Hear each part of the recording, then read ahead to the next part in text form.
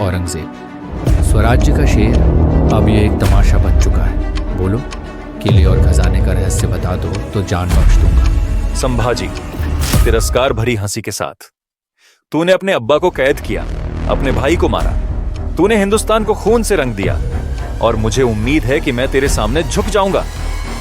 औरंगजेब, तूने मेरी देह को कैद किया है, आत्मा को नहीं। मेरी मौत तेरे साम्राज्य की जड़ों में वो आग लगा देगी जिसे तेरी पूरी सल्तनत बुझा नहीं सकेगी। याद रख, मराठे मिटते नहीं, राख से फिर जन्म लेते हैं। मेरा सिर कलम होगा, लेकिन हर मराठा बालक संभाजी बनकर उठेगा। जय भवानी, जय शिवाजी। मराठा साम्राज्य का इतिहास वीरता और बलिदान की अनगिनत कहानियों से भरा हुआ है। लेकिन अगर इस इतिहास में किसी चरित्र ने सबसे अधिक विवाद और चर्चा बटोरी है तो वे थे संभाजी महाराज।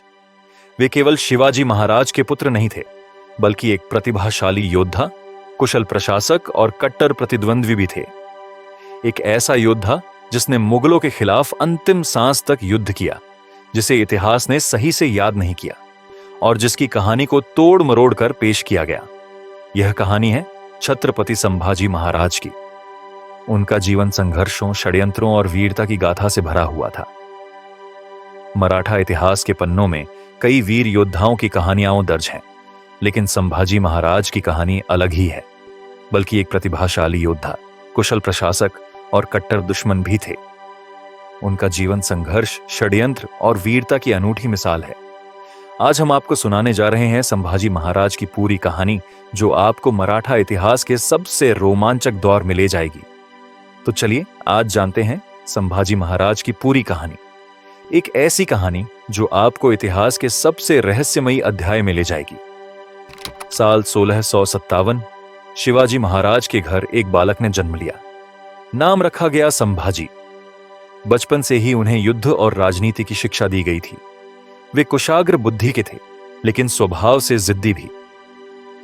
शिवाजी महाराज ने उन्हें मराठा साम्राज्य का भविष्य माना, लेकिन तकदीर ने कुछ और ही लिखा था।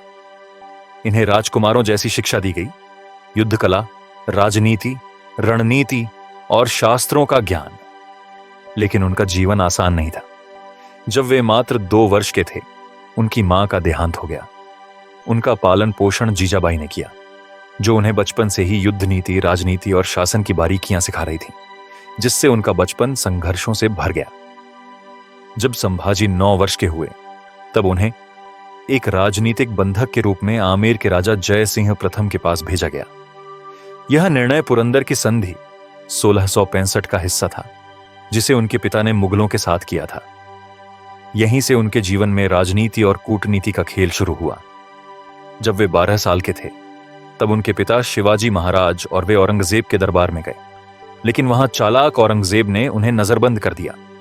संभाजी और उनके पिता 12 मई 1666 को आगरा पहुंचे, जहां उन्हें औरंगजेब के दरबार में पेश किया गया। लेकिन यह यात्रा एक जाल साबित हुई। औरंगजेब ने शिवाजी और संभाजी दोनों को कैद कर लिया। लेकिन 22 जुलाई 1666 इस तारीख ने इतिहास बदल दिया। पिता पुत्र ने चतुराई से मुगलों की कैद से भागने की योजना बनाई और सफलतापूर्वक स्वराज्य लौट आए। 1666 से 1668 के बीच की अवधि में शिवाजी को औरंगजेब ने राजा की उपाधि तो दी, लेकिन इस पर विवाद बना रहा। शिवाजी के साथ साथ संभाजी को भी 5000 घुड़सवारों के मनसबदार पद से नवाजा गया।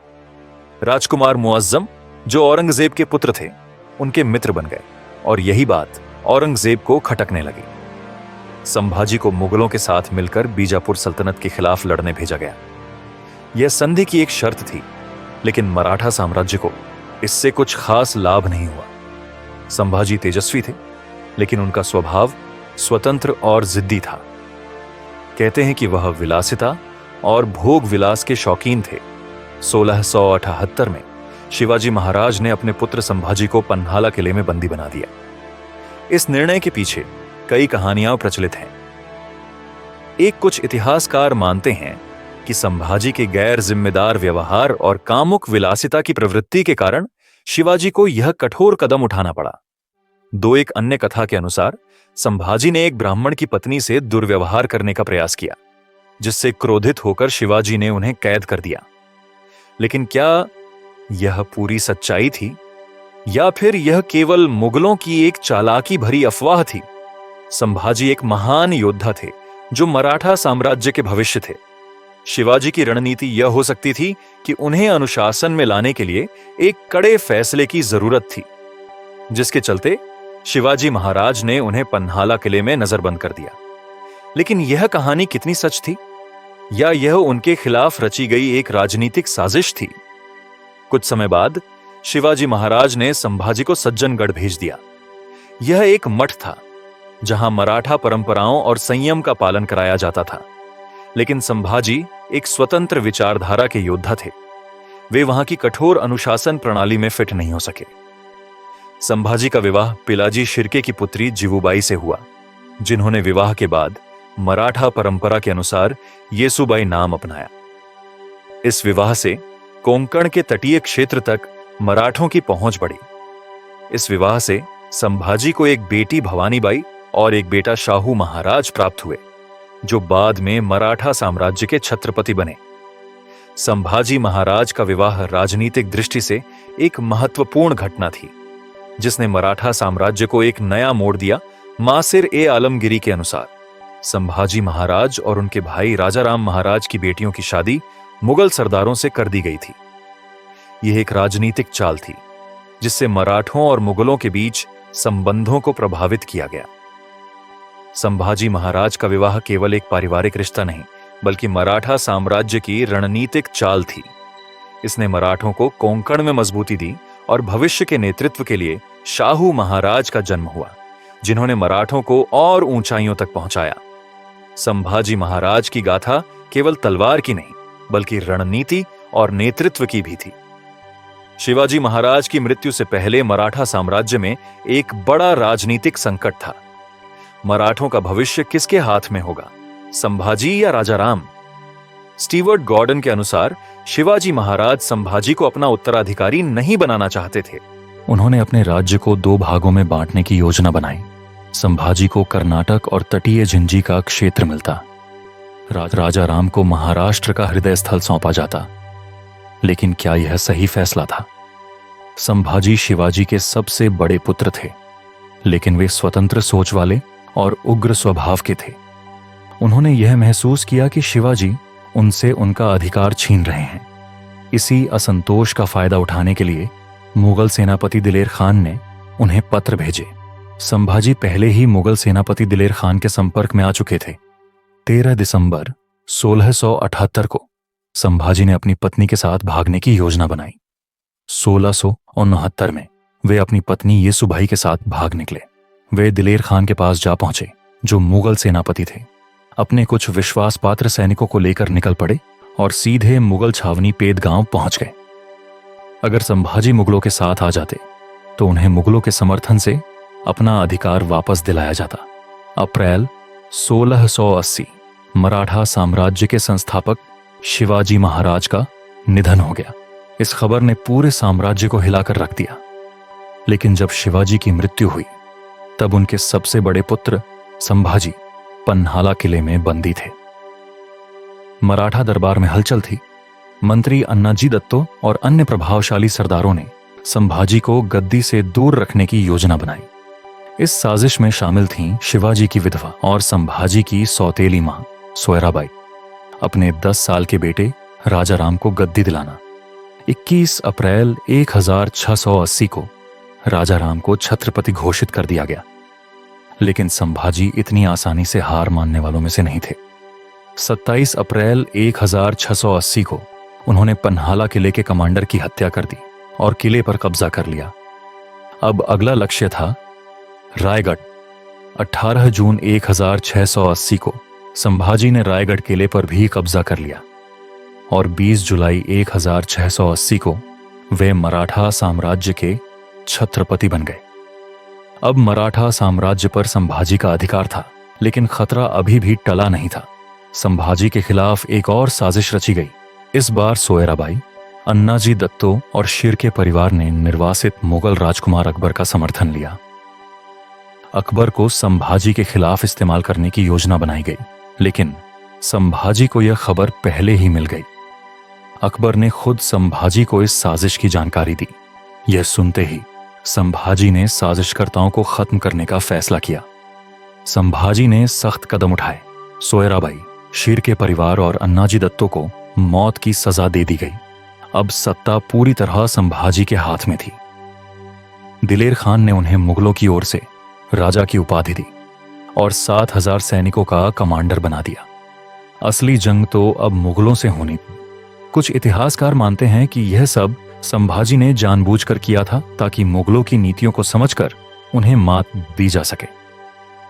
बुरहानपुर, वह शहर जो मुगलों की सत्ता का एक प्रमुख केंद्र था, जहां हिंदू नागरिकों से जबरन जजिया कर वसूला जा रहा था।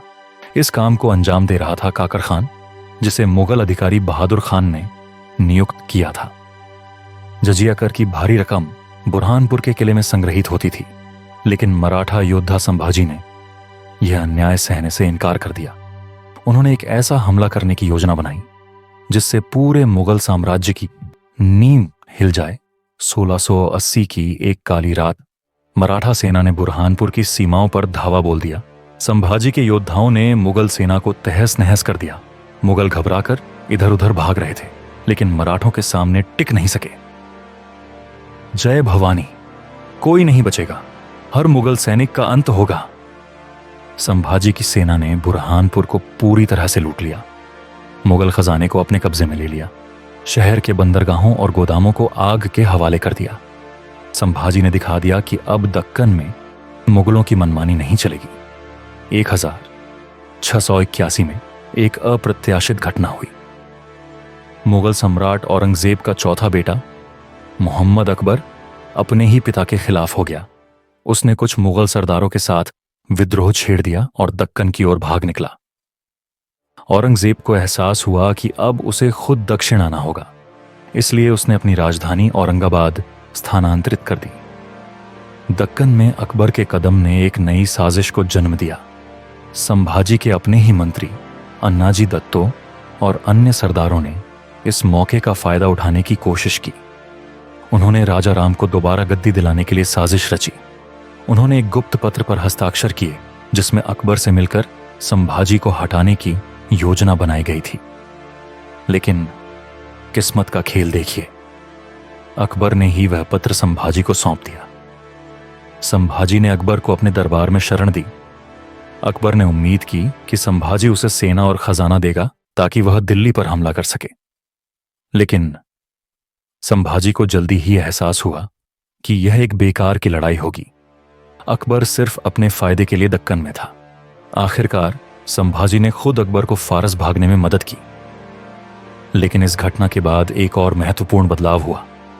औरंगजेब अब कभी उत्तर नहीं लौटा। उसने अपना पूरा जीवन दक्कन में संभाजी और मराठों से लड़ने में बिता दिया। संभाजी की इस रणनीति ने मुगलों की सत्ता को कमजोर कर दिया। संभाजी न केवल एक योद्धा थे, बल्कि एक कुशल रणनीतिकार भी थे। बुरहानपुर को लूटकर उन्होंने मुगलों की रीढ़ तोड़ दी। अकबर को शरण देकर औरंगजेब को उलझाए रखा। स्वामी, माने, शिर्के, जगदाले और यादव, ये सभी देशमुख मुगलों से मिल गए हैं। संभाजी, धोखेबाज, हमने इन्हें जमीन दी, मान सम्मान दिया और अब ये मुगलों के तलवे चाट रहे हैं। गॉर्डन स्टीवर्ट के अनुसार बीजापुर और गोलकुंडा के पतन के बाद देशमुखों में दल बदल आम हो गया था। संभाजी के शासन के अंत तक मराठा सरदार दो धड़ों में बंट चुके थे, कुछ वफादार, कुछ गद्दार। संभाजी ने गोवा की आपूर्ति काटने के लिए आसपास के गांवों को तबाह कर दिया, जिससे देशमुख परिवारों में असंतोष बढ़ गया। संभाजी स्वगत चिंतन में। युद्ध में हर कदम सावधानी से उठाना पड़ता है, लेकिन कभी कभी अपने ही लोग शत्रु बन जाते हैं। हम्बीर राव मोहिते घायल अवस्था में संभाजी से, राजे, मैं अब और नहीं लड़ सकता, पर आप मराठा स्वराज्य को बचाइए। संभाजी, तुम्हारा बलिदान व्यर्थ नहीं जाएगा, मावलों का खून अभी ठंडा नहीं पड़ा। हम्बीर राव की मृत्यु मराठों के लिए एक बड़ा झटका साबित हुई, जिससे उनकी सेना कमजोर हो गई। संभाजी ने फिर भी संघर्ष जारी रखा, लेकिन मराठा सैनिकों की वफादारी डगमगाने लगी थी। संभाजी झटके से खड़े होते हुए, यह क्या, यह हमला कैसे हुआ? मुकर्रब खान तलवार हाथ में लिए मुस्कुराता हुआ आगे बढ़ता है। राजे, तुम्हारे अपने ही लोगों ने तुम्हारी जासूसी की, अब औरंगजेब के सामने चलो।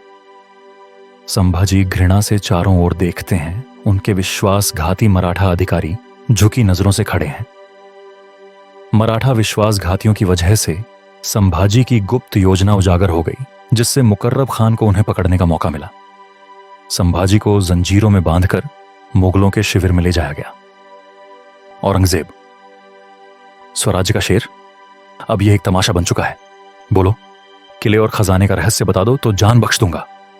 संभाजी तिरस्कार भरी हंसी के साथ, तूने अपने अब्बा को कैद किया, अपने भाई को मारा, तूने हिंदुस्तान को खून से रंग दिया, और मुझे उम्मीद है कि मैं तेरे सामने झुक जाऊंगा। संभाजी महाराज बेड़ियों में जकड़े हुए, पर उनकी आंखों में भय का नामो निशान नहीं।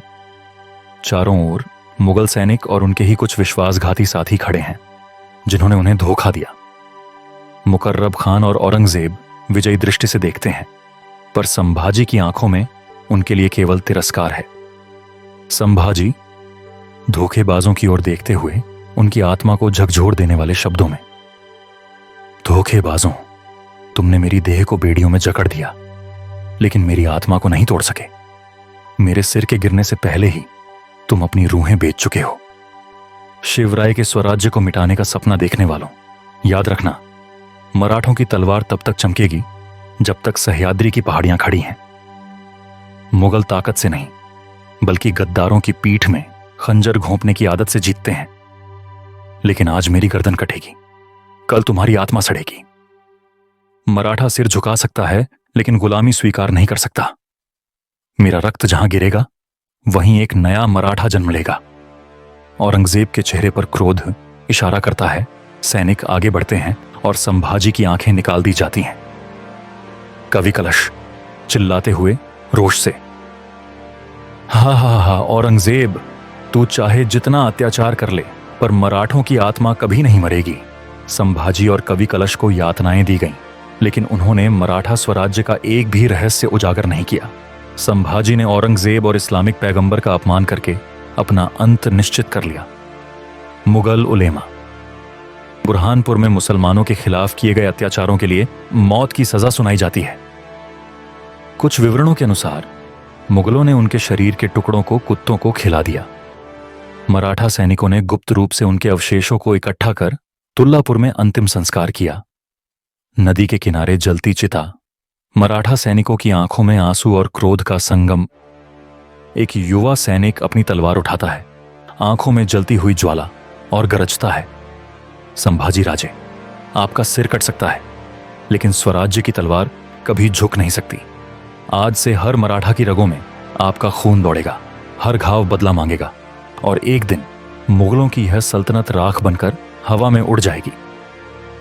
संभाजी महाराज का सिर कट चुका है, लेकिन उनकी शौर्य गाथा इतिहास में अमर हो गई है। उनकी आंखों में जलती वह ज्वाला, उनका आखिरी हुंकार, वह कभी नहीं बुझने वाला। मुगलों ने उनके शरीर को टुकड़े टुकड़े कर दिया, लेकिन उनकी आत्मा को कभी नहीं तोड़ सके। उनकी शहादत ने मराठा स्वराज्य की जड़ों को और भी मजबूत कर दिया। संभाजी महाराज सिर्फ एक योद्धा नहीं थे, वह एक ज्वाला थे जो अन्याय और अधर्म के खिलाफ हमेशा जलती रहेगी। उन्होंने हमें सिखाया कि मरना मंजूर है, लेकिन झुकना नहीं। उनकी शहादत ने यह साबित कर दिया कि अगर कोई ताकतवर दुश्मन भी सामने हो, तो सच्चे शेर अपनी आखिरी सांस तक लड़ते हैं। आज हमें खुद से एक सवाल पूछना होगा, क्या हम भी संभाजी महाराज की तरह निडर, अडिग और स्वाभिमानी बन सकते हैं? क्या हम भी अपने धर्म, अपने कर्तव्य, अपने स्वराज्य के लिए उसी हिम्मत और जज्बे से लड़ सकते हैं? क्योंकि अगर हमें सच में संभाजी महाराज को श्रद्धांजलि देनी है, तो हमें उनके आदर्शों को अपनाना होगा, उनके विचारों को जीना होगा। संभाजी महाराज मरे नहीं, वह अमर हुए, और जब तक सूरज और चंद्रमा रहेंगे, तब तक उनका नाम इतिहास के पन्नों में नहीं, हमारे दिलों में जिंदा रहेगा। अगर आपको संभाजी महाराज की यह वीर गाथा सुनकर गर्व महसूस हुआ, अगर उनका बलिदान आपके दिल को छू गया, तो इस वीडियो को लाइक करें, शेयर करें और हमारे चैनल को सब्सक्राइब करें, ताकि ऐसी ही गाथाएं हर भारतीय तक पहुंचें। जय भवानी, जय शिवाजी, जय संभाजी।